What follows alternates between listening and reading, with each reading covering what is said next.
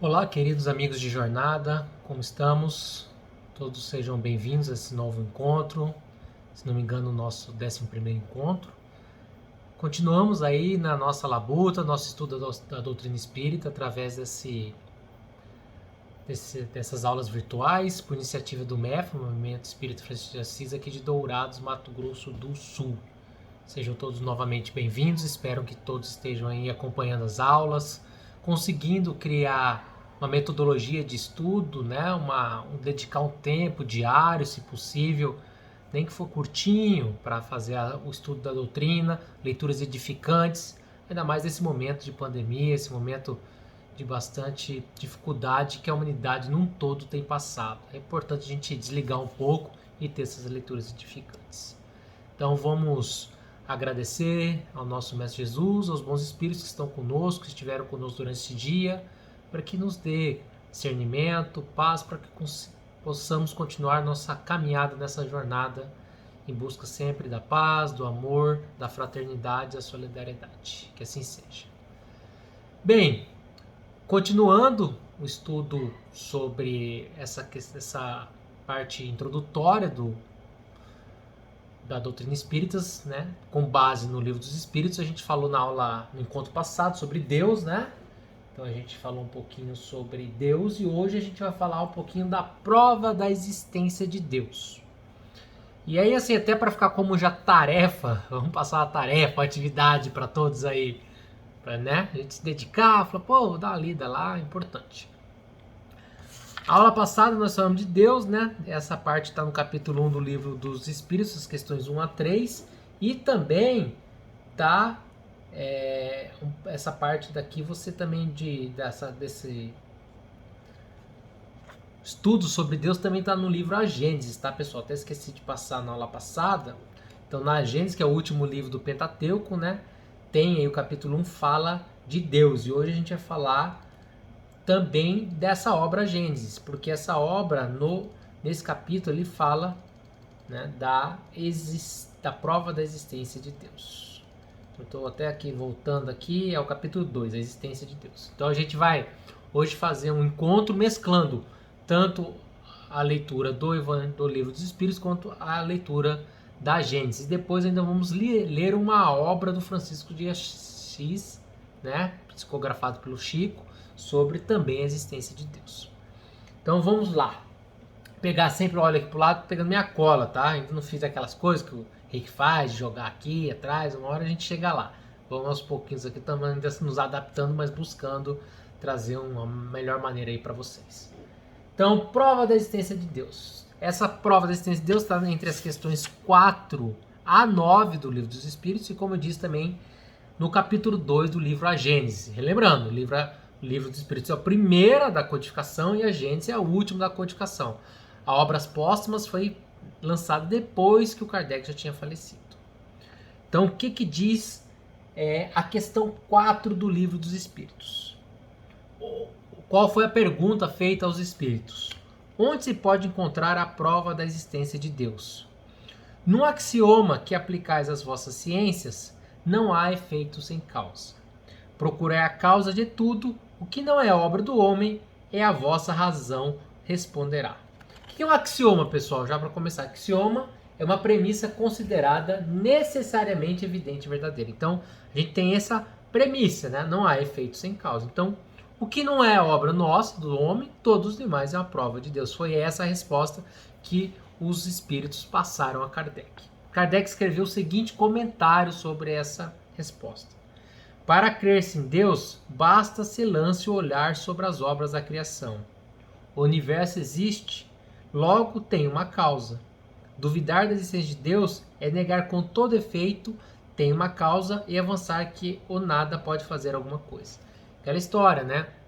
Então, se você não crê em algo maior, quem criou o universo? Então foi a obra do acaso, surgiu do nada. A ciência consegue dar todas as respostas, onde surgimos, né? O Big Bang. Então toda essa ciência nos satisfaz em dar toda essa resposta. Não há nada. Mas antes do Big Bang, o que há? Não havia uma inteligência, não há uma inteligência, foi o acaso que fizeram as coisas acontecerem. Então é isso que traz aqui a resposta, né, do Livro dos Espíritos. Não há efeito sem causa. Beleza? A Gênesis, como eu falei, ela trata, né, no capítulo 2, do item 1 a 7, da existência de Deus. Então, o que fala aqui a obra Gênesis?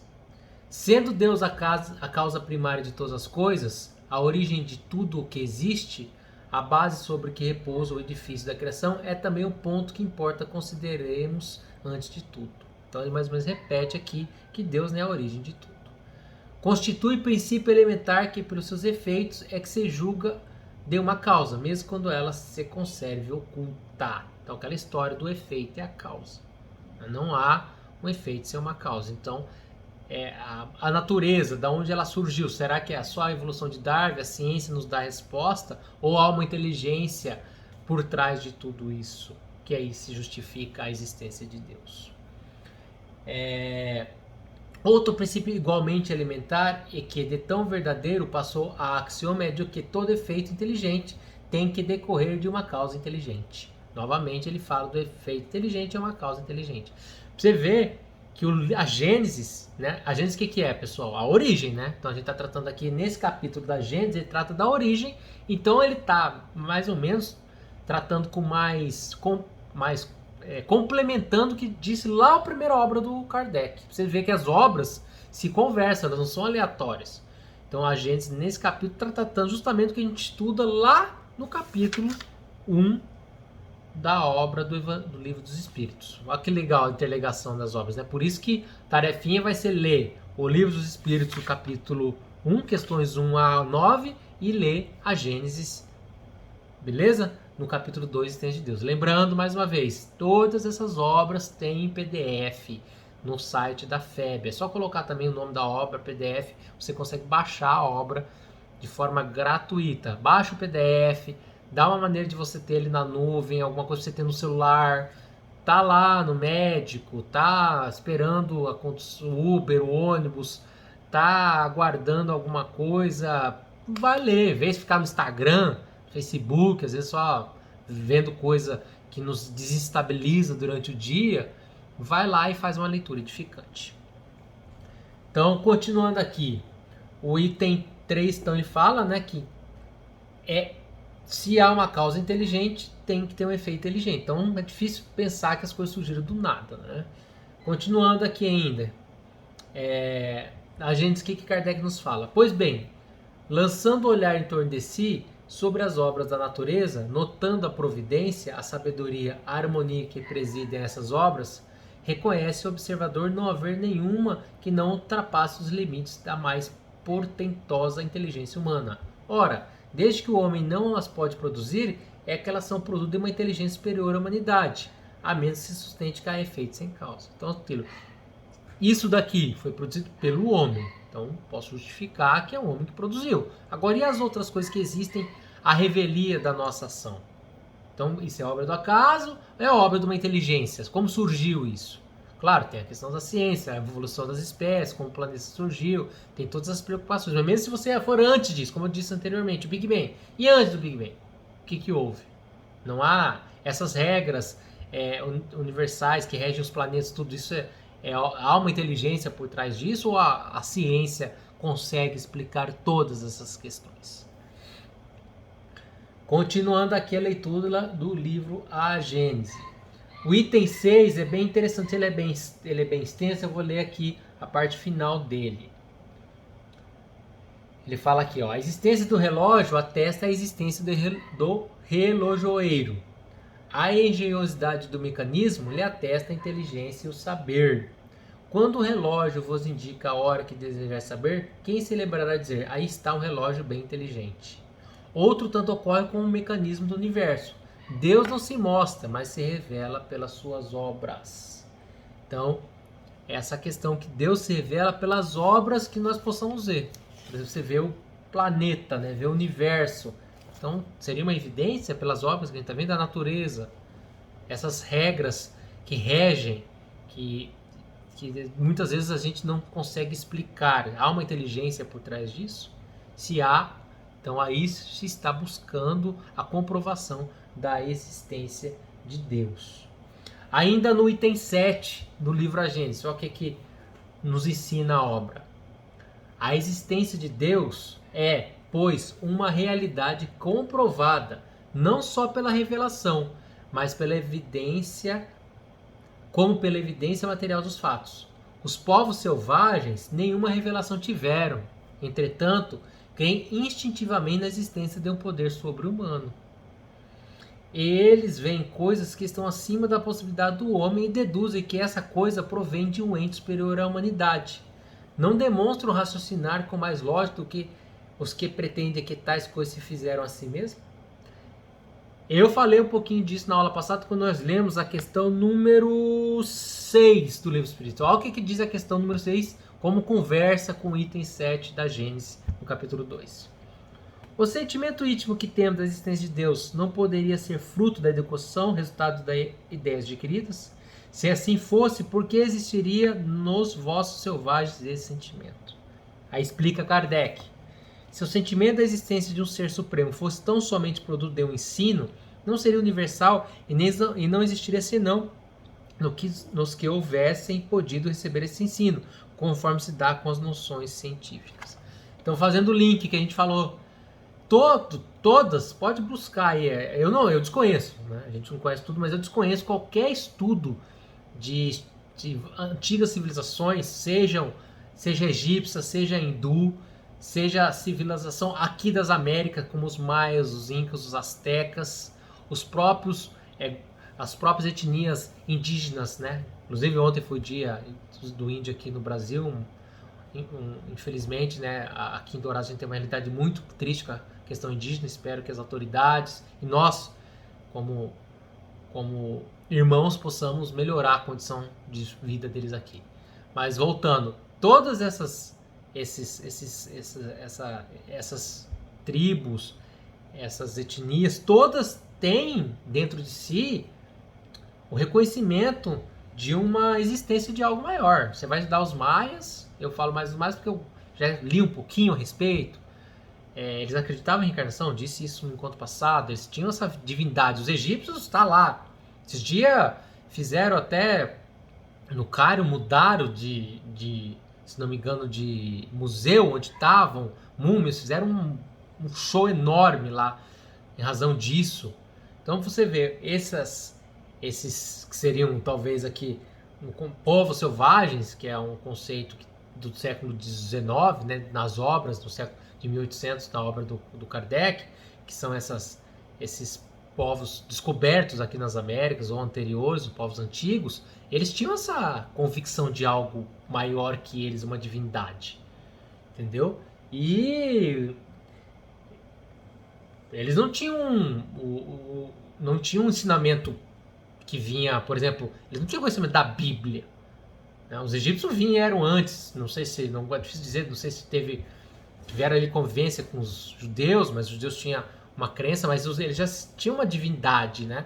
Os povos aqui americanos natos, eles não tinham conhecimento dessa noção de religiosidade que vinha da Europa. Inclusive, se não me engano, quando já vieram para cá, não me recordo a época que foi Lutero, se já havia também, mas eu já via a Igreja Católica, já via a questão da figura de Cristo aqui, e acreditavam em algo, acreditam, né, dentro da sua religiosidade, em uma existência superior. Um pouco que a gente conhece também dos orientais também, né? Tem a figura de Buda, haviam também figuras lá, existem monumentos antiguíssimos na própria China, na região do Afeganistão, tudo de deuses. Então essa existência foi muito ligada os gregos, né? Vários deuses. Então por mais que não havia, muitos desses eram politeístas com vários deuses, mas havia a concepção íntima deles da existência de algo. Você vê como isso é inerente já à condição humana há um bom tempo. Então é interessante a gente ver sobre essa ótica. Aí ficaria a pergunta, né? E o acaso? Mas as coisas não poderiam ter surgido do acaso? O acaso não está aí? O que diz a questão número 8 do Livro dos Espíritos? Que se deve pensar da opinião dos que atribuem a formação primária a uma combinação fortuita da matéria, ou por outra, ao acaso. Outro absurdo, responderam os espíritos. Que homem de bom senso pode considerar o acaso um ser inteligente? E demais, que é o acaso? Nada. Aí vem Kardec fazendo as anotações dele. A harmonia existente no mecanismo do universo patenteia combinações e desígnios determinados, e por isso mesmo revela um poder inteligente.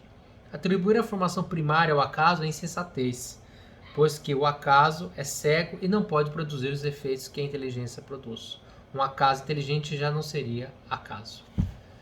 Então, a doutrina espírita vem trazendo as obras básicas a buscar trazer essa resposta do que é a comprovação da existência de Deus. Então, isso foi matéria. Claro, aqui a gente pode aprofundar muito mais no tema, mas a gente está passando as partes introdutórias de acordo com as obras do Kardec. E para a gente finalizar nosso encontro de hoje, eu vou pedir para fazer a leitura para vocês de uma parte de um livro que eu não conhecia. Até eu baixei em PDF ele. O livro chama Pai Nosso. Ele é psicografado por Francisco Cândido Xavier, ditado pelo espírito Meimei. Nessa edição que eu peguei, ele fala que é uma obra de evangelização infanto-juvenil. Não conhecia essa obra, depois eu até vou dar uma olhada nela. Já baixei ele em PDF, não é uma obra extensa. Aí que fala aqui, ó, só rapidamente, né, Emmanuel, que através de Emmanuel que Chico psicografou a introdução, ele fala: Meimei não é somente valorosa missionária do bem e da luz em nosso círculo de ação, mas também devotada orientadora de crianças e que desvela no mundo espiritual pela formação da mente infantil a claridade do Evangelho Redentor. Então, imagino que é uma obra muito utilizada para evangelização das crianças. Depois eu vou até conhecer mais ela. E nessa obra, aqui na primeira parte, também tem uma passagem da existência de Deus. E aqui nesse caso, essa obra, ela como se fosse, pelo que eu estou vendo, como se fosse alguns contos. Olha o que diz essa obra aqui quando fala da existência de Deus. Olha o que o espírito de Meimei relatou para o Chico. Conta-se que um velho árabe analfabeto orava com tanto fervor e com tanto carinho cada noite que certa vez o rico chefe de grande caravana chamou à sua presença e lhe perguntou: por que oras com tanta fé? Como sabes que Deus existe, quando nem ao menos sabes ler? O crente fiel respondeu: grande Senhor, conheço a existência de nosso Pai Celeste pelos sinais dele. Como assim? Indagou o chefe, admirado. O servo humilde explicou-se: quando o senhor recebe uma carta de pessoa ausente, como reconhece quem escreveu? Pela letra, respondeu o chefe. Quando o senhor recebe uma joia, como é que se informa quanto ao autor dela? Pela marca do ourives.